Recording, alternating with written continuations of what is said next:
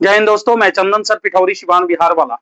आज हम बहुत ही महत्वपूर्ण सेक्शन को लेकर आए हैं, जिसे हम विधायिका के नाम से जानेंगे। केंद्रीय विधायिका, जिसे संसद कहते हैं। उस सेक्टर के बारे में पढ़ना तो बहुत ही जरूरी है, जो देश के लिए कानून बनाता है, जो भारत देश के लिए कानून बनाता है। हम भारत देश के नागरिक हैं और भारत देश के कानून बनाने वाली संस्था के बारे में अगर नहीं जानते हैं तो फिर क्या जानते हैं, इसलिए जानना जरूरी है।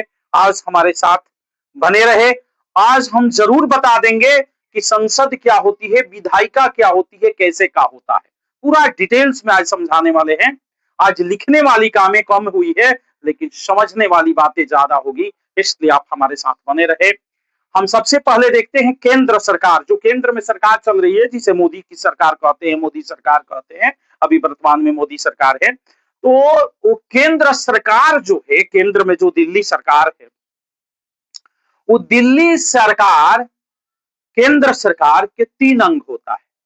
कार्य को, अलग अलग कार्य को करने के लिए 3 अंगों में बांटा गया है, 3 भाग होता है। पहला अंग है विधायिका, जिसे संसद के नाम से जानते हैं। पहला अंग है विधायिका, जिसे संसद के नाम से जानते हैं।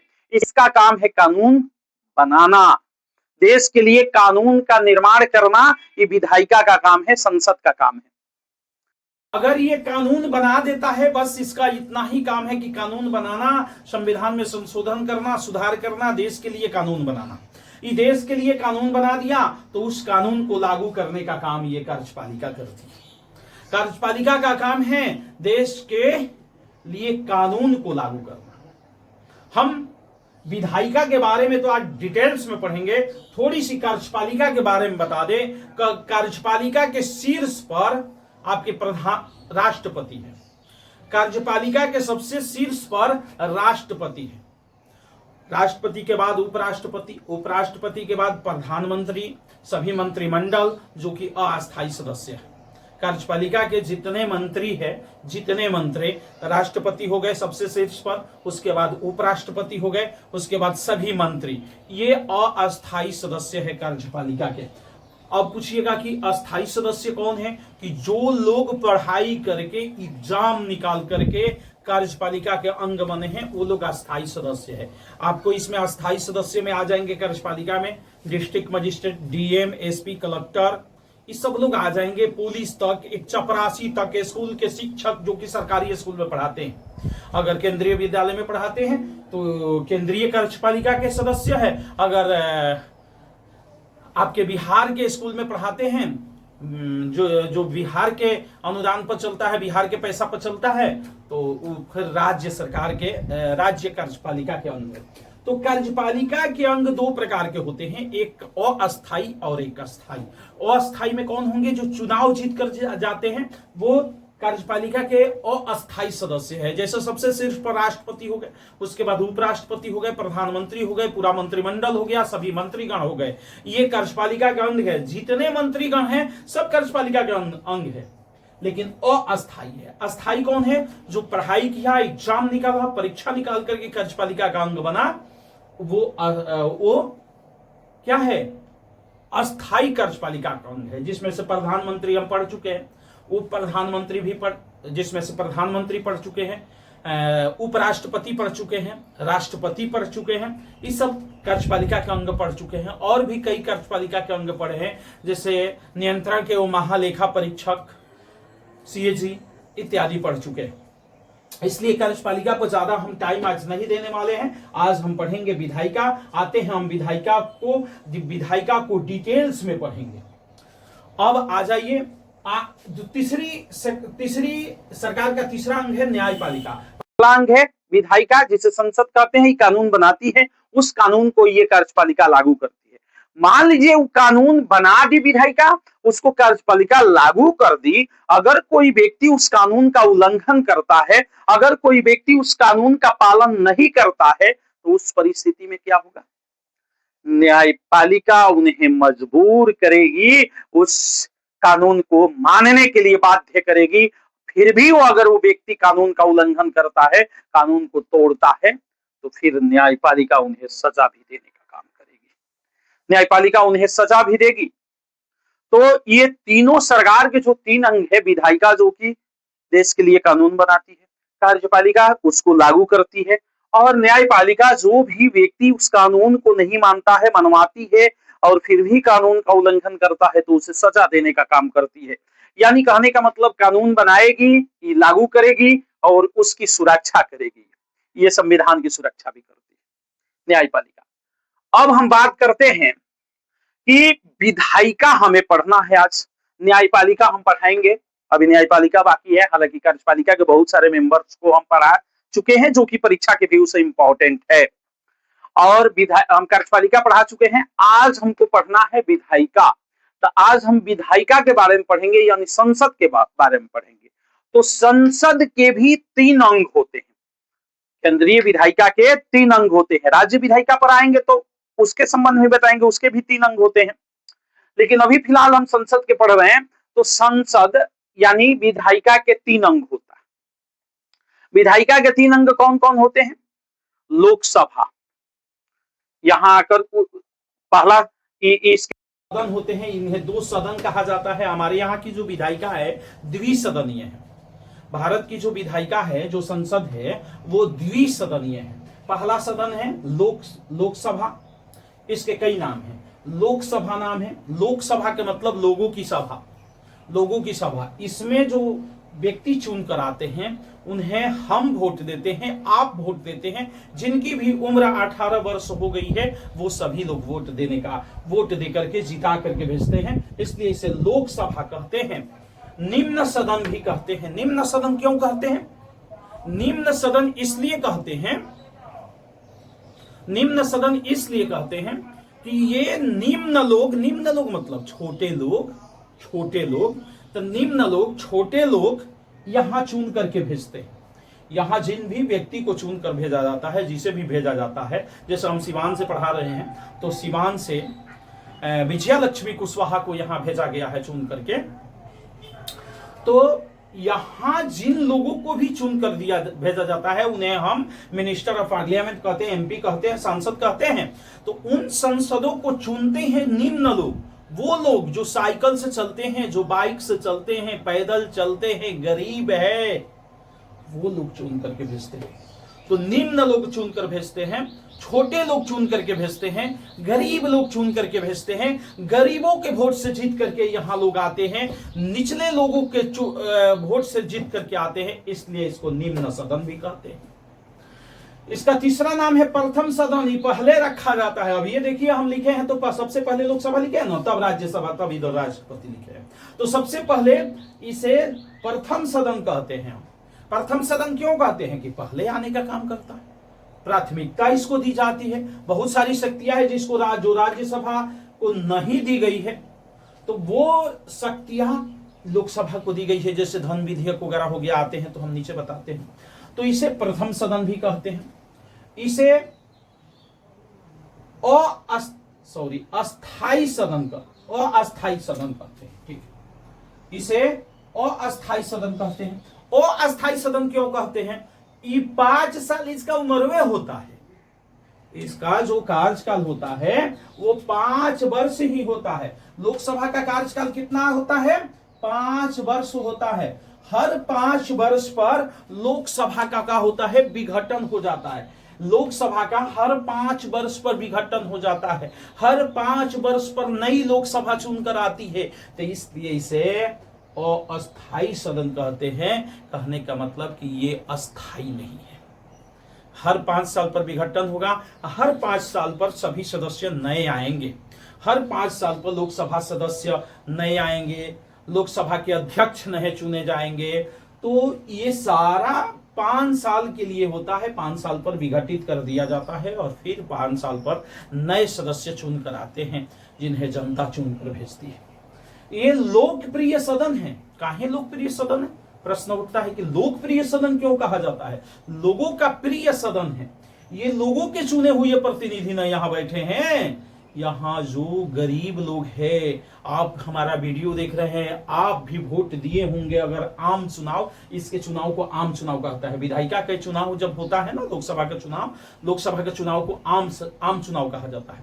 तो जब भी आप आम चुनाव को में वोट दिए होंगे, जैसे 2024 में हुआ था, 2014 में हुआ, फिर 2019 में हुआ, 2024 में हुआ, 2029 में होगा, 2034 में होगा, तो जब आप लोग आम चुनाव में वोट देते हैं और जिस व्यक्ति को चुन करके जिता करके भेजते हैं वो व्यक्ति यहां आता है। तो आप जिस व्यक्ति को चुनकर भेजे हैं आपके प्रति जवाबदेह है, आपके कार्यों को करने के लिए यहां आया है, आपके लिए कानून बनाने के लिए यहां बैठा हुआ है, तो फिर आपके लिए वो प्रिय होगा कि नहीं? वो आपके लिए प्रिय होगा। आप कौन हैं? लोग है यानी लोक है, तो लोगों के जो प्रिय सदन है उसे लोकप्रिय सदन कहते हैं। इसका कई नाम रखा गया, तो नाम रखने का मतलब समझ में आई कि इसका क्यों अधिक नाम रखा गया। इसका दूसरा अंग है राज्यसभा। इसका नाम है राज्यसभा। आखिर राज्यसभा इसका नाम क्यों पड़ा? क्योंकि यहां जो लोग आकर के बैठते हैं ना, यहां जिन लोगों को भेजा जाता है ना, यहां बैठने वाले लोग यहां बैठने वाले लोगों को राज्य के विधायक जी लोग, विधायक को जानते हैं एमएलए को, तो राज्य के विधायक लोग चुनकर भेजते हैं, तो इसलिए इसे राज्य की सभा कहा जाता है। राज्य के विधायक चुनकर भेजते हैं तो राज्य के विधायकों का कैंडिडेट है यहाँ, तो राज्यसभा न हो गया, तो इसलिए इसे राज्यसभा कहा जाता है। क्यों राज्यसभा कहा जाता है? हर राज्य के विधायक प्रतिनिधियों को एकल संक्रमणीय मत प्रणाली द्वारा चुन करके यहां भेजते हैं। तो राज्य के विधायक चुनकर भेजते हैं तो फिर राज्यसभा तो कहां ही जाएगा, तो इसलिए इसे राज्यसभा कहा जाता है। अब इसका दूसरा नाम है उच्च सदन। तो इसे उच्च सदन क्यों कहा जाता है? आखिर इसका उच्च सदन क्यों नाम है? अरे भाई, यहां जो लोग आते हैं चुनकर, उन्हें हम जनता वोट थोड़े ही देते हैं। हम जिन्हें वोट दे करके जिता दिए हैं, जो कभी बाइक से नहीं चलते हैं, कभी साइकिल से नहीं चलते हैं, किससे चलते हैं? स्कॉर्पियो से चलते हैं, अच्छे क्वालिटी के 4 व्हीलर से चलते हैं, BMW से चलेंगे, बढ़िया बढ़िया कार और गाड़ी से चलते हैं ना। यहां जो लोग वोट देते हैं, इन लोगों को जो लोग वोट देते हैं, कौन वोट देते हैं? अभी हम बताएं कौन वोट देते हैं? विधायक लोग वोट देते हैं। विधायक जी लोग वोट देते हैं। तो आप कभी किसी विधायक को देखे साइकिल से चलते हुए? नहीं ना देखे हैं। तो बड़े लोग, ऊंच लोग, मान लीजिए जो 4 व्हीलर से चल रहा है, महंगा 4 व्हीलर से चल रहा है, जिसके आगे पीछे 4-5 गाड़ियां चल रही है, महंगी गाड़ियां चल रही है, इस गर्मी में हम लोग का पसीना छूट रहा है, लेकिन वो बेचारा एसी वाले गाड़ी में बैठ के चल रहा है। अगर वह व्यक्ति किसी को वोट देकर जिता कर भेजता है यहां, तो फिर इस सदन का नाम निम्न सदन थोड़े ही रखा जाएगा, साधारण सदन थोड़े ही है, इसलिए इसका नाम उच्च सदन रखा गया। इसका नाम निम्न सदन क्यों रखा गया? निम्न लोग, गरीब लोग वोट दे करके यहां भेजे तो निम्न सदन रख दिया गया। इसका उच्च सदन क्यों रख दिया गया? ऊंच लोग मतलब बड़े लोग मतलब विधायक जी लोग वोट दे करके यहां भेजे हैं, विधायक जी लोग अपने मेंबर को चुन करके यहां भेजे हैं, इसलिए इसे उच्च सदन कहा गया। अब द्वितीय सदन क्या कहा गया? आप देखिए रहे हैं, हम लिखे हैं तो 2 नंबर में आया है। कभी भी लिखा जाता है तो पहले लोकसभा फिर राज्यसभा, पहले लोकसभा फिर राज्यसभा, तो इसे द्वितीय सदन कहा गया। अब अस्थाई सदन इसे कहा जाता है। अस्थाई सदन क्यों कहा जाता है? ये राज्यसभा जो है कभी भंग नहीं होती है। तो आपको लग रहा होगा कि एक बार सदस्य चुन गए हमेशा के लिए रहेंगे। ना ना ना, हमेशा के लिए नहीं रहते हैं, लेकिन इस सदनमा कभी भंग नहीं होता है। लेकिन इसके 1/3 सदस्य जो है, 1/3 सदस्य हर 2 वर्ष पर हट जाते हैं और 1/3 सदस्य पुनः हर 2 वर्ष पर यहां आ जाते हैं। 1/3 सदस्य हर 2 वर्ष पर जाते हैं और हर 2 वर्ष पर 1/3 सदस्य नए आते हैं। तो जब हर 2 वर्ष पर 1/3 सदस्य जाएंगे और हर 2 वर्ष पर आएंगे, तो फिर क्या होगा? यह सदन कभी समाप्त नहीं होता है। इसको कभी समझाएंगे। मान लीजिए अब ये बताते हैं, यहां बोर्ड पर दिखाई नहीं दे रहा होगा। मान लीजिए कि 2024 में कुछ नए सदस्य चुन कर आए, कुछ नए सदस्य 2024 में चुन कर आए, तो पुराने वाले 1/3 सदस्य 2024 में निकले। फिर 2026 में 1/3 सदस्य चुनकर आए, तो पुराने वाले 1/3 सदस्य गए। फिर 2028 में 1/3 सदस्य चुनकर आए, फिर 1/3 सदस्य पुराने वाले गए, तो 24 2 26 2 28। और उसके बाद फिर 30 में फिर 1/3 सदस्य चुनकर आए, पुराने वाले सदस्य चुनकर गए। तो 2024 में आए थे, उनका तो कार्यकाल 2030 में पूरा हो गया। 6 साल इनका कार्यकाल होता है, तो 6 साल इनकी कार्यकाल होता है। तो 2030 में ये जो 24 वाले आए थे वो तो 2030 में चले जाएंगे। फिर 2032 में 1/3 सदस्य नए चुन कर आएंगे। ये जो 26 वाले आए हैं ना, वो 2032 में आउट हो जाएंगे। फिर 2034 में 1/3 सदस्य नए चुन कर आएंगे, और 2028 में जो लोग चुन कर आए थे वो 2034 में आउट हो जाएंगे। तो इस तरह से 1/3 सदस्य हर 2 वर्ष पर नए चुन कर आते हैं, और हर 2 वर्ष पर पुराने सदस्य जाते हैं। तो यहां जो सदस्य होते हैं उनका कार्यकाल 6 साल होता है, लेकिन सदन का कार्यकाल कभी समाप्त नहीं होता है। सदन का कार्यकाल समाप्त नहीं होता है, ये हमेशा अस्थाई बना रहता है। काहे कि यहाँ के सदस्य तो हर 6 साल के होते हैं। यहाँ जो सदस्य होते हैं ना, उनका कार्यकाल 6 वर्ष होता है। 6 वर्ष होता है, तो हर 2 साल पर नए सदस्य आते हैं और पुराने सदस्य जाते हैं, नए सदस्य आते हैं, पुराने सदस्य जाते हैं। तो यहां तो समाप्त कभी होते ही नहीं। तो यह सदन अस्थाई बना रहता है, कभी भंग नहीं होता है, कभी समाप्त नहीं होता है। यहाँ के यह सदन जो है अस्थाई रूप से बना रहता है, इसलिए इसका अस्थाई सदस्य नाम रख दिया गया। और तीसरा अंग है राष्ट्रपति। विधायिका के तीसरा अंग है राष्ट्रपति, जिसके बारे में हम पढ़ा चुके हैं आपको। राष्ट्रपति पर 8 क्लास हम बनाए हुए हैं। राष्ट्रपति को डिटेल्स में पढ़ाए हैं, बढ़िया से पढ़ाए हैं। आप पीछे जाकर राष्ट्रपति वाला क्लास देखिएगा, राष्ट्रपति के बारे में समझ में आ जाएगा। अब राष्ट्रपति के बारे में कुछ बात बता दें कि राष्ट्रपति जो होते हैं वो संसद के सदस्य होते हैं। हम यहां लिखे हैं कि राष्ट्रपति संसद के अभिन्न अंग होते हैं, अलग नहीं किए जा सकते हैं। अभिन्न मतलब अलग नहीं किए जा सकते हैं। राष्ट्रपति जो होते हैं वो संसद से अलग नहीं किए जा सकते हैं। यानी यहां विधायिका का ये तीनों सेक्टर हम खींचे हैं, तो विधायिका के अभिन्न अंग होते हैं राष्ट्रपति। यहां देखिए, यहां विधायिका से हमारा लाइनिंग आया है, तो विधायिका के अभिन्न अंग होते हैं राष्ट्रपति। अभिन्न अंग होते ही इन्हें अलग नहीं किया जा सकता। तो अब प्रश्न उठता है, राष्ट्रपति जब विधायिका के अभिन्न अंग होते हैं, तो क्या ये सदन के सदस्य होते हैं, लोकसभा राज्यसभा के सदस्य होते हैं? ना, ये लोकसभा राज्यसभा के सदस्य नहीं होते हैं। राष्ट्रपति का चुनाव अलग से एकल संक्रमणीय पद्धति द्वारा, माने अनुपातिक प्रतिनिधित्व पद्धति के एकल संक्रमणीय मत प्रणाली द्वारा ही राष्ट्रपति चुन कर आते हैं। हम राष्ट्रपति वाला क्लास में समझाए हैं। तो वो सदस्य राष्ट्रपति के रूप में चुन कर आते हैं, ये सदन का सदस्य नहीं होते हैं। आप समझे? विधायिका के यानी संसद के अभिन्न अंग होते हैं, लेकिन सदन के सदस्य नहीं होते हैं। लेकिन दोनों सदन जिस विधेयक को पास कर देती है, लोकसभा पास कर दी, राज्यसभा पास कर दी, तो वह विधेयक क्या कानून बन जाएगा। अगर लोकसभा पास कर दी और राज्यसभा पास कर दी, तो लोकसभा राज्यसभा के पास कर देने से वह विधेयक कानून बन जाएगा? नहीं, वो कानून नहीं बनेगा। कब वो कानून बनेगा? जब राष्ट्रपति उस पे हस्ताक्षर करेंगे। जब राष्ट्रपति उस पे क्या करेंगे? हस्ताक्षर करेंगे। यानी लोकसभा राज्यसभा दोनों सदन पास कर दिया, और दोनों सदन के पास करने के बाद भी वो कानून नहीं बनेगा, विधेयक ही रहेगा। ये दोनों सदन में पास होने के बाद राष्ट्रपति हस्ताक्षर करेंगे, तभी जाकर वो कानून बनेगा। और राष्ट्रपति का क्या काम है, हम राष्ट्रपति वाले क्लास में बताए हैं। वे सत्र को बुलाते हैं, यानी सत्र का आहूत करते हैं। ये दोनों का जो बैठक होता है, सदन का जो बैठक होता है, उसको बुलाने का काम करते हैं, यानी क्या करते हैं? आहूत करते हैं। राष्ट्रपति सत्र का आहूत करते हैं, माने बुलाते हैं।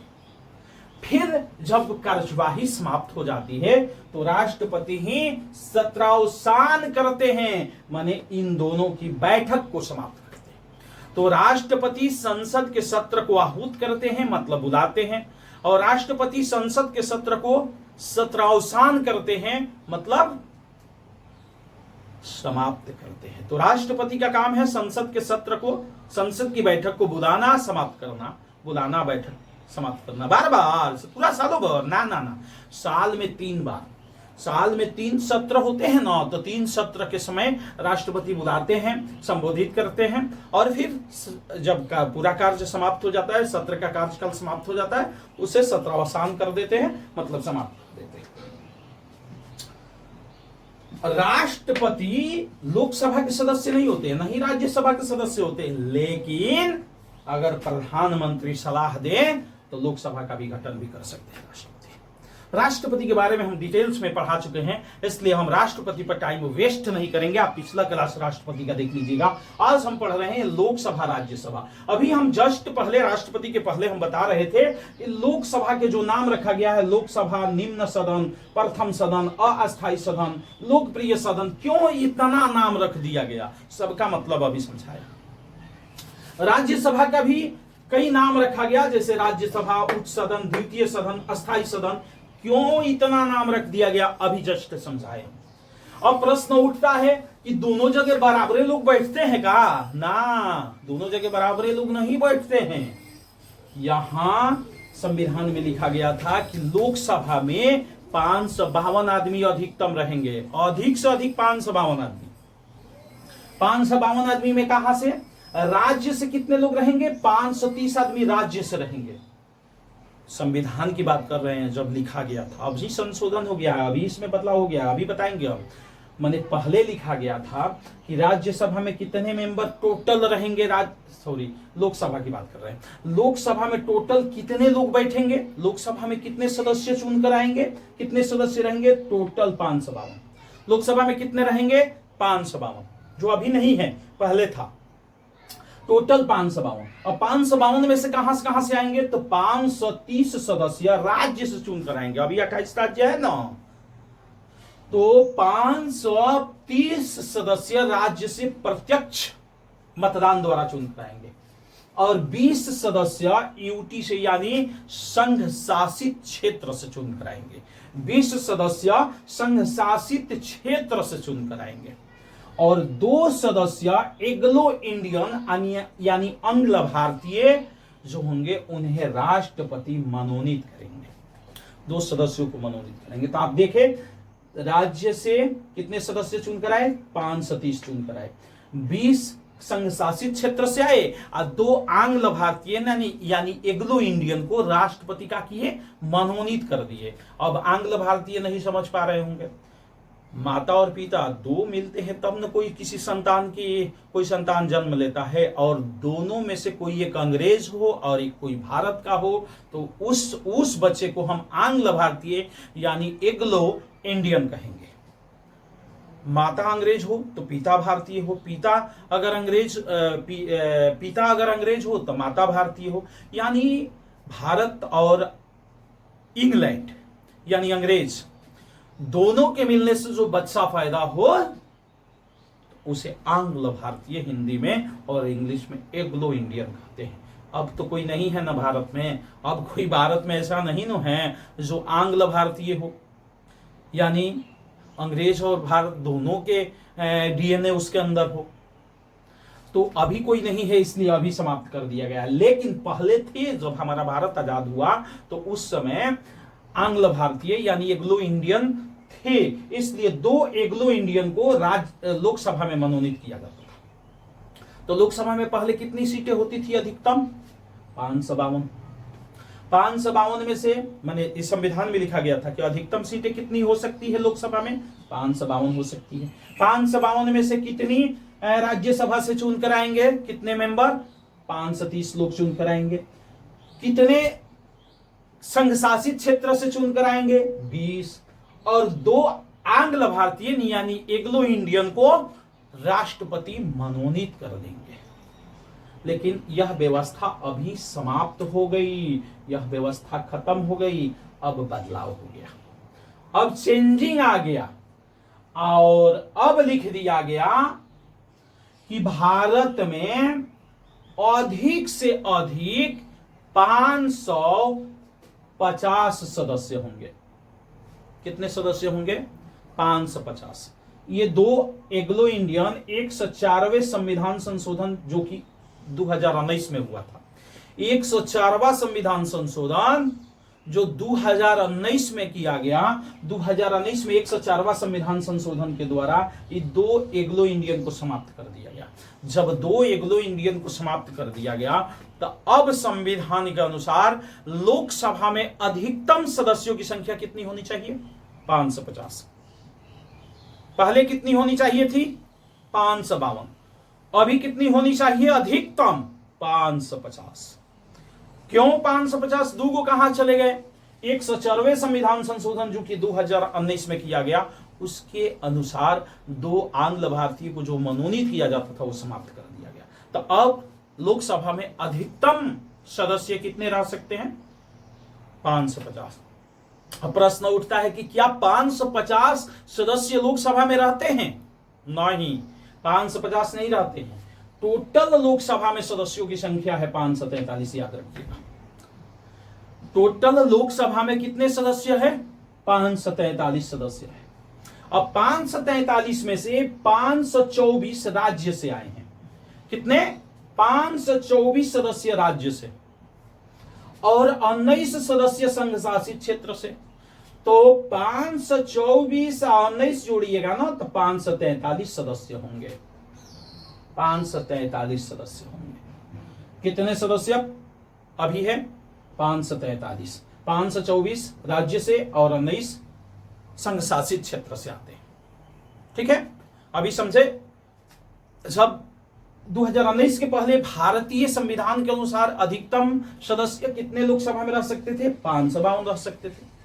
2019 में 104वां संविधान संशोधन करके दो आंग्ल इंडियन को जो राष्ट्रपति द्वारा मनोनीत किया जाता था उसको समाप्त कर दिया गया।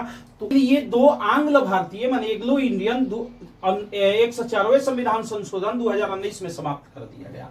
तो अब भारतीय संविधान के अनुसार लोकसभा में कितने सदस्य रह सकते हैं? 550। ये दो को खत्म जब हो गए तो 550 अधिकतम सदस्य रह सकते हैं। लेकिन क्या 550 अधिकतम सदस्य रहते हैं? नहीं। कितने सदस्य रहते हैं अधिकतम? कितने हैं? 550 रह सकते हैं। अभी के अनुसार 550 अधिकतम सदस्य रह सकते हैं, लेकिन कितने हैं? 543 है।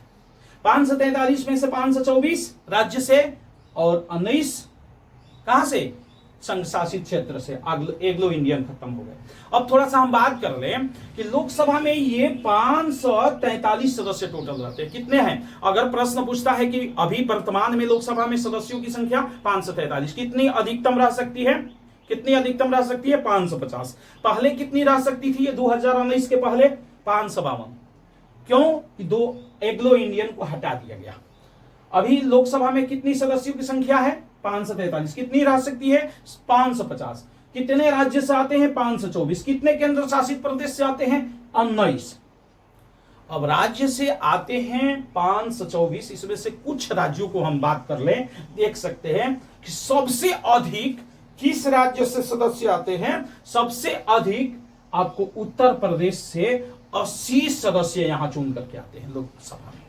लोकसभा में सबसे अधिक उत्तर प्रदेश 80 सदस्यों को चुनकर भेजता है। अब प्रश्न उठता है कि 80 सदस्य लोकसभा में उत्तर प्रदेश क्यों चुनकर भेजता है? उत्तर प्रदेश बड़ा है, ज्यादा जनसंख्या है, जनसंख्या के अनुसार ये सीटें दी जाती है। अगर बात करें 2 नंबर पर कौन आएगा आपका? उत्तर प्रदेश तो 180 सदस्य भेजता है। अब आपका बिहार की बात करें तो बिहार से कुल 40 सदस्य आते हैं। कितने सदस्य आते हैं बिहार से? 40। ठीक है। और बात करें एमआर से 48 आते हैं, राजस्थान से 25 आते हैं, वेस्ट बंगाल यानी पश्चिमी बंगाल से कितने आते हैं? कितने आते हैं? 42। एमआर का मतलब महाराष्ट्र समझिएगा। तो उत्तर प्रदेश से आते हैं 80, महाराष्ट्र से 2 नंबर में महाराष्ट्र आएगा। महाराष्ट्र 2 नंबर में आएगा 48, बिहार से 40, राजस्थान से 25 और पश्चिम बंगाल से 42। इस तरह से सभी राज्यों से सदस्य आते हैं, माने सबसे अधिक उत्तर प्रदेश से आते हैं। अब क्या ये सदस्य हमेशा इतना ही रहेंगे? हमेशा इतना ही रहेंगे नहीं। 44वां संविधान संशोधन किया गया भारत में, 44वां नहीं 84वां 84वां संविधान संशोधन करके यह निश्चित कर दिया गया कि 2026 तक ये सीटें जो है अपरिवर्तित रहेगी, माने बदलेगी नहीं। 2026 तक, 2026 में परिसीमन आयोग का गठन किया जाएगा। 2026 में परिसीमन आयोग बनाया जाएगा और वही परिसीमन आयोग के द्वारा 1971 के जनगणना के अनुसार, 1971 में जो जनगणना हुआ था उसके अनुसार यहां सीटें निश्चित की जाएगी। तो 2026 में अब देखिए परिसीमन आयोग की गठन कब की जाती है, जब भी की जाएगी परिसीमन आयोग का गठन किया जाएगा तो लोकसभा की सीटें जितने हम बताए बदल जाएगी। अब कहिएगा कि इतना याद किया हुआ बेकार हो जाएगा, नहीं बेकार होगा। आपसे परीक्षा में पूछेगा अगर परिसीमन आयोग का गठन होता है और बदल भी जाती है सीटें तो पूछेगा कि पहले कितनी थी। अभी 552 थी पहले 2019 के पहले, तो 552 नहीं पढ़ा जा रहा है, पढ़ा ही जाएगा, ये खत्म थोड़े होगा और बढ़ जाएगा ये। तो परिसीमन आयोग का गठन होगा और परिसीमन आयोग के गठन करके इसके सीटों को बढ़ा दिया जाएगा। 1971 के जनगणना के अनुसार 2026 में परिसीमन आयोग होगा। इसीलिए तो संसद भवन नया बन गया है। संसद भवन पर एक क्लास लेंगे, संसद भवन नया बन गया है। अब प्रश्न उठता है यहां जो लोग चुन कर आते हैं उन्हें कौन चुनकर भेजता है? तो जिनकी भी उम्र 18 वर्ष हो गई है वो लोग प्रत्यक्ष मतदान करते हैं और यहां चुनकर भेजते हैं। क्या हमेशा 18 वर्ष ही था? अब प्रश्न उठता है नहीं, हमेशा 18 वर्ष नहीं था। पहले जब संविधान लिखा गया, जब संविधान लागू हुआ तो उस समय जिनकी उम्र 21 वर्ष हो जाया करती थी, माने कम से कम जो 21 वर्ष के होते थे वही वोट देते थे और लोकसभा के सदस्यों को चुनते थे। लेकिन ऐसा हमारे सांसदों को लगा, विधायिका को लगा कि अब 21 वर्ष नहीं 18 वर्ष पर ही बच्चे चालाक हो जा रहे हैं, छात्र चालाक हो जा रहे हैं, लोग चालाक हो जा रहे हैं। जब उम्र 18 वर्ष हो रहा है वो समझ पा रहे हैं कि हम कैसे विधायिका को चुनेंगे, उनके अंदर समझ विकसित हो जाता है 18 वर्ष पर। तो इसलिए 1989 में 61वां संविधान संशोधन किया गया। 1989 में हमारे जन्म से पहले 1989 में 61वां संविधान संशोधन करके 21 वर्ष से मतदान करने की आयु को घटाकर 18 वर्ष कर दिया गया। आपके बाबा, आपके दादा वीडियो देख रहे हैं, हो सकता है कि आपके बाबा वोट देना शुरू किए होंगे 21 वर्ष के हुए होंगे। हम लोग 18 वर्ष के हुए तो वोट डालना शुरू किए। तो 1989 में 61वां संविधान संशोधन हुआ था। ये बड़ा क्वेश्चन पूछता है परीक्षा में। 1989 में 61वां संविधान संशोधन किया गया जिसमें मतदान करने की आयु को 21 वर्ष से घटाकर कितना कर दिया गया? 18 वर्ष कर दिया गया। अब प्रश्न उठता है कि यहां आपको आने का मन कर रहा है कि लोकसभा के सदस्य हम भी बन जाए। ये 5 से 43 जो चुनकर आ रहे हैं उसमें से एक हमारा सीट हो। तो इसके लिए योग्यता क्या होनी चाहिए यहां आने के लिए? तो देखिए, सबसे पहला कि आपको भारत का नागरिक होना चाहिए। दूसरी बात की उम्र कम से कम 25 वर्ष होनी चाहिए। कम से कम 25 वर्ष उम्र होनी चाहिए। आप किसी लाभ के पद पर ना हो, पागल और दिवालिया ना हो। दिवालिया मतलब रुपया देश का चुरा कर भागने वाला विदेश, अब पागल तो समझिए रहे हैं। तो पागल और दिवालिया ना हो, भारत के नागरिक हो, कम से कम 25 वर्ष उम्र पूरा कर चुका हो और किसी लाभ के पद पर न हो, भारत का नागरिक हो, तो वह व्यक्ति लोकसभा का सदस्य चुनने योग्य है। ये लोकसभा की कुछ बातें थी जिसको मैंने संक्षिप्त में समझाने का कोशिश किया। आगे बहुत लंबी क्लास हो जाएगी, अभी राज्यसभा समझाना है, इसलिए लोकसभा से हम प्रस्थान करते हैं। इस पे लोकसभा पर ही एक क्लास भले ही बना देंगे। अभी राज्यसभा हम देखेंगे। राज्यसभा के संबंध में हम बताए कि इसे राज्यसभा क्यों नाम दिया गया। अभी जस्ट बताए थे, कुछ देर पहले बताए थे कि इसे राज्य के विधायक चुनकर भेजते हैं। यहाँ जो सदस्य बैठते हैं उन्हें राज्य के विधायक चुनकर भेजते हैं, इसलिए इसे राज्यसभा नाम दिया गया। उच्च सदन क्यों नाम दिया गया? क्योंकि उच्च लोग, बड़े लोग, 4 व्हीलर से चलने वाले विधायकों के द्वारा चुनकर यहाँ सदस्यों को भेजा जाता है, इसलिए इस सदन का नाम उच्च सदन रख दिया गया। द्वितीय सदन क्यों रखा गया? इसके बाद ही 2 नंबर में आता है। इसलिए इसे द्वितीय सदन रखा गया। अस्थायी सदन क्यों रखा गया, इसको हम डिटेल्स में अभी बताए थे कि ये सदन कभी भंग नहीं होता है, ये जो सदन है कभी भंग नहीं होता है। बस इसके सदस्य हर 2 वर्ष पर 1/3 सदस्य रिटायर होते हैं और नए सदस्य चुन कर आते हैं। हर 2 वर्ष पर नए सदस्य चुन कर आते हैं और पुराने सदस्य रिटायर होते हैं, और ये जो है हमेशा चलता रहता है, इसका हमेशा चलता रहता है, कभी भंग नहीं होता है। अब इसकी बात कर ले कि इसमें अधिकतम संख्या कितनी होती है, तो इसमें अधिकतम संख्या 250 हो सकती है। इसमें अधिकतम संख्या कितनी हो सकती है, 250, जिसमें से 238 चुन कराएंगे, अब 12 को राष्ट्रपति मनोनीत करेंगे। 238 सदस्य चुन कराएंगे विधायकों द्वारा। विधायक जी लोग 238 सदस्यों को चुन कर भेजेंगे। कौन विधायक जी लोग, भारत के विभिन्न राज्यों के विधायक लोग चुन करके यहाँ 238 सदस्यों को भेजेंगे और 12 सदस्यों को राष्ट्रपति डायरेक्ट मनोनीत करेंगे। तो अब प्रश्न उठता है, राष्ट्रपति किसे मनोनीत कर देंगे, किसी को भी मनोनीत कर देंगे ना, सब किसी को नहीं मनोनीत करेंगे। राष्ट्रपति उन्हीं व्यक्ति को मनोनीत करेंगे जो साहित्य मतलब बुझिए रहे हैं, लिटरेचर, अरे हिंदी इंग्लिश में पाठ लिखने वाले, डायरी लिखने वाले, आपको कहानी, कविता, दोहा, पद, गद्य, ये सब लिखने वाले को साहित्य बोला जाता है। तो साहित्य से जो कला पढ़ा हो, कला मतलब आर्ट, या फिर कला तो आप बुझिए रहे हैं, कलाकारी, पेंटिंग, संगीत, ये सब जो कला के क्षेत्र से हो, विज्ञान के क्षेत्र से हो, समाज सेवा के क्षेत्र से हो, ये 4 जगह से 12 सदस्यों को राष्ट्रपति मनोनीत करते हैं। तो राज्यसभा में अधिकतम संख्या 250 हो सकती है।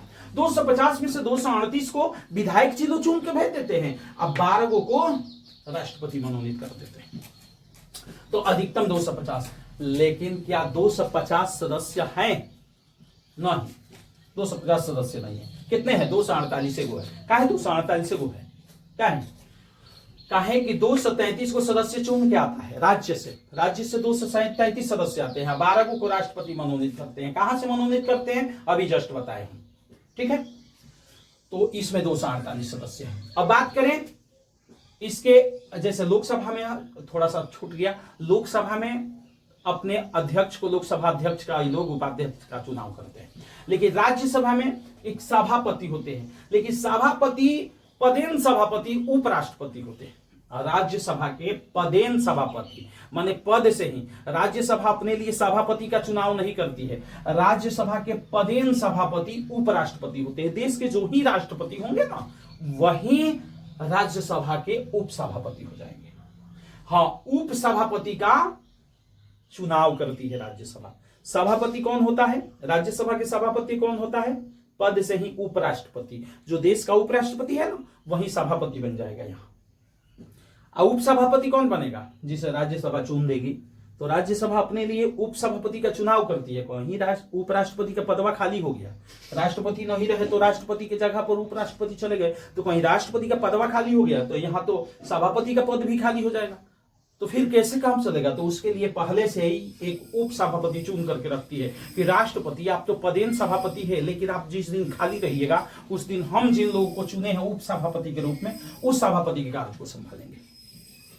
यहां भी वही बात है कि 84वां संविधान संशोधन करके यह निश्चित कर दिया गया कि यहाँ ये जो सीटें हैं ना, 2026 तक सीटें अपरिवर्तित रहेगी। 2026 में परिसीमन आयोग का गठन किया जाएगा और 1971 के जनगणना के अनुसार यहाँ सीटें निश्चित की जाएगी, तो यहाँ भी सीटें बढ़ जाएगी। जिस दिन परिसीमन आयोग की 2026 डेट रखा गया है, देखिए कब होता है, ये तो 7वां महीना चल रहा है अभी, देखिए कब होता है। तो परिसीमन आयोग का गठन किया जाएगा। अब सरकार के हाथ में, केंद्रीय सरकार कब गठन करेगी, तो परिसीमन आयोग का गठन किया जाएगा और 2026 में ये सीटें बदल जाएगी, सीटों की संख्या बढ़ जाएगी, बढ़ेगी, घटने की तो कोई सवाल ही नहीं है, बढ़ेगी, जनसंख्या बढ़ रहा है तो सीट भी बढ़ेगी। अब प्रश्न उठता है कि राज्यसभा के सदस्य बनना हो तो आपके पास क्या योग्यता होनी चाहिए? तो वही योग्यता जो इसमें है सेम इसमें भी है। आप भारत के नागरिक होने चाहिए, लेकिन उम्र थोड़ा सा अंतर है। यहाँ 25 वर्ष न्यूनतम, अधिकतम उम्र 25 वर्ष माने न्यूनतम उम्र, कम से कम यहाँ 25 वर्ष होना चाहिए। यहाँ आने के लिए कम से कम 30 वर्ष आपका उम्र होना चाहिए। जिस व्यक्ति का कम से कम 30 वर्ष का उम्र होगा वही व्यक्ति राज्यसभा के लिए चुना जाएगा। और बात करें, यहां योग्यता तो सेम हो गया, लोकसभा राज्यसभा का, केवल आयु का अंतर है। यहां 25 वर्ष, यहां 30 वर्ष, न्यूनतम आयु यहां 25 वर्ष, यहां 30 वर्ष। बाकी आप भारत के नागरिक हो, किसी लाभ के पद पर न हो, पागल दिवालिया न हो, तो राज्यसभा के सदस्य बनेंगे। कुछ राज्यसभा के विशेष अधिकार है। क्या विशेष अधिकार है कि 249 संविधान के अनुच्छेद 249 के अनुसार अगर राज्यसभा किसी राज्य सूची के विषय को, हम राज्य सूची, आपको संघ सूची, राज्य सूची, समवर्ती सूची के बारे में हम पढ़ाए हैं। 7वीं अनुसूची में 3 सूचियों में अधिकार को बांटा गया है, केंद्र सरकार और राज्य सरकार। तो राज्य सूची पर किसका अधिकार हुआ करता है? राज्य सरकार का अधिकार हुआ करता है। पिछला क्लास आप देखे होंगे तो समझे होंगे कि राज्य सूची पर किसका अधिकार होता है? राज्य सरकार का अधिकार होता है। लेकिन राज्य सूची के किसी विषय को अगर राज्यसभा विशेष बहुमत से, विशेष बहुमत यानी 1/3 बहुमत से राष्ट्रीय महत्व का घोषित कर देती है, तो फिर वो उस पे संसद कानून बना देगी। ये विशेषाधिकार। अनुच्छेद 312 भी एक विशेषाधिकार है। अब कहिएगा लोकसभा का कोई विशेषाधिकार नहीं है। अरे बहुत सारा, लोकसभा के तो मेन विशेषाधिकार है। धन विधेयक जो है केवल लोकसभा में पेश किया जाता है, राज्यसभा में नहीं। तो धन विधेयक पर अगर राज्यसभा स्वीकृति नहीं दिया तो कोई दिक्कत नहीं, वो पास हो जाएगा। अधिक से अधिक राज्यसभा धन विधेयक को कितने दिन तक? 14 दिन तक रोक कर रख सकता है। बस इतना ही कैपेसिटी। धन विधेयक को राष्ट्रपति की स्वीकृति से सबसे पहले लोकसभा में पेश की जाती है, और लोकसभा अगर उसको पास कर दिया तो ये अधिकतम 14 दिन तक रुकेंगे या 14 दिन के बाद अपने से पास हो जाएगा। तो लोकसभा का तो विशेष अधिकार हो गया धन के क्षेत्र में, धन विधेयक के क्षेत्र में विशेषाधिकार दिया गया। अब विशेषाधिकार लोकसभा को क्यों धन के क्षेत्र में दिया गया, धन विधेयक के क्षेत्र में? काहे कि धन विधेयक धन जो है वो जनता का न है, जनता का सदन है, ये इसलिए। अब प्रश्न उठता है कि दोनों सदन की जब बैठक होगी, इस सदन की बैठक राष्ट्रपति बुलाएंगे, सदन की बैठक होगी तो कितनी संख्या उसमें उपस्थित होनी चाहिए? हम ऑफलाइन पढ़ाते हैं बच्चों को, कितनों टाइट व्यवस्था करते हैं कि सब लोग प्रेजेंट नहीं हो पाते हैं। तो ये तो बड़े लोग हैं भाई, ये कहां से सदन में सब लोग उपस्थित हो पाएंगे? तो इसके लिए कुछ क्राइटेरिया तो रखना पड़ेगा। अब ऐसा न हो कि लोकसभा की संसद की बैठक बुला दिए राष्ट्रपति, संसद की बैठक राष्ट्रपति बुला दिया, एक आदमी अइबे नहीं किया, चाहे 1 आदमी 2 आदमी आया, तो संसद की बैठक चलेगी कि नहीं चलेगी? नहीं चलेगी। कम से कम कितने सदस्य होने चाहिए? 1/10, यहाँ 10 लिखना चाहिए, 1/10। कम से कम संसद की बैठक के लिए यानी कोरम या गणपूर्ति के लिए कम से कम 1/10 सदस्य होने चाहिए। यानी बात करें लोकसभा के, तो लोकसभा में अधिकतम कितने सदस्य हैं? 550। 552 थे तो उगला जाइए, 2 एंग्लो इंडियन को हटा दिया गया, 550। तो 550 के कम से कम 55 सदस्य लोकसभा में से आने चाहिए। कम से कम 55 सदस्य लोकसभा में से, और कम से कम राज्यसभा में 1/10 के मतलब 225। 225 का 10 पर 1/10 के मतलब कम से कम 25 सदस्य। तो 55 और 25 सदस्य तो आना ही आना चाहिए। 55 सदस्य लोकसभा से और 25 सदस्य राज्यसभा से। अगर इससे कम सदस्य आते हैं तो फिर वो बैठक समाप्त कर दी जाएगी, वो बैठक मान्य नहीं होगी। तो कम से कम इतने सदस्य की बैठक, अधिक से अधिक कोई विशेष बहुमत से पास कराना हो, कुछ पास कराना हो, तो सदस्य की संख्या अधिक से अधिक होनी चाहिए। ये बहुत लंबा क्लास होता चला जा रहा है, इस पे बताएंगे तो और लंबा होता चला जाएगा, इसलिए हम क्लास को समाप्त कर रहे हैं। इसका स्क्रीनशॉट लेना है तो ले लीजिए, अगर नहीं लेना चाहते हैं तो आगे हम एक क्लास लेंगे लोकसभा पर, पूरा डिटेल्स में समझा देंगे, और एक क्लास लेंगे राज्यसभा पर, पूरा अच्छा से समझा पाएंगे। राष्ट्रपति तो पढ़ा दिए हैं 8 क्लास में, आप पिछला क्लास देख लीजिएगा, तो आप केंद्रीय विधायिका को और अच्छा से समझ लीजिएगा। अभी फिलहाल इतना समझे, इसके लिए बहुत सारा धन्यवाद आपको, और आप हमारे साथ बने रहे। अगर फेसबुक पर हमें देख रहे हैं तो फॉलो करें, लाइक करें, शेयर करें। अगर यूट्यूब पर देख रहे हैं तो सब्सक्राइब करें, लाइक करें, शेयर करें। ये आपसे काइंडली रिक्वेस्ट है। धन्यवाद।